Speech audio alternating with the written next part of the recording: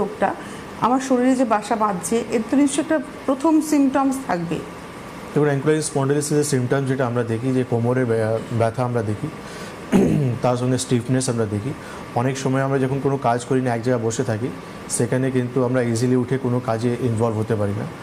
মর্নিংয়ে আমাদের একটা স্টিফনেস ভাব থাকে, আমাদের পেইন থাকে আমাদের, তার সঙ্গে ফরওয়ার্ড দিকে সামনের দিকে একটু আমাদের বডিটা ঝুঁকে যায়, তার সঙ্গে আমাদের চোখ লাল হয়, সেটা ইউআইটিস বলা হয়।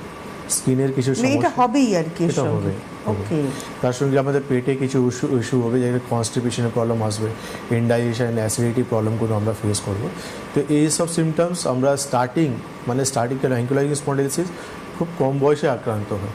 তো আপনি এটা দেখতে পারবেন সিমটমসগুলো, আর এই সিমটমসটা যখনই আপনি দেখবেন, আপনি যখন ডক্টরের সঙ্গে কনসাল্ট করবেন, কিছু পরীক্ষা নিরীক্ষা রয়েছে, আর আপনার লক্ষণ মিলিয়ে আমরা ডায়াগনোসিস করে নেব যে আপনি অ্যাঙ্কোলাইটিস স্পন্ডিলোলিসিস থেকে আক্রান্ত রয়েছেন, না স্যাক্রোলাইজেশন মতন রোগ থেকে আক্রান্ত রয়েছেন, না এভিএন বলে সমস্যা থেকে আক্রান্ত রয়েছেন, না লাম্বার স্পন্ডিলোলিসিস। কেন কি কোমরে আমাদের অনেক ধরনের সমস্যা হয়।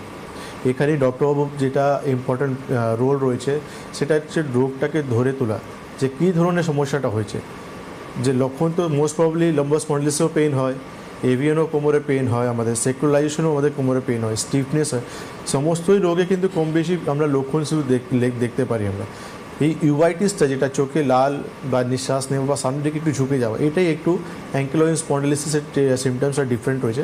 একটা কমন ম্যান এটা ধরতে পারবে না, কিন্তু একটা ডক্টর কিন্তু এই ফিচার্সটা দেখে কিন্তু বলতে পারবে যে আপনি একটা অ্যাঙ্কোলাইটিস স্পন্ডিলোলিসিস দিকেই যাচ্ছেন। তার জন্য একটু এমআরআই রিপোর্ট আর কিছু ব্লাড পরীক্ষা কনফার্ম করে দেবে।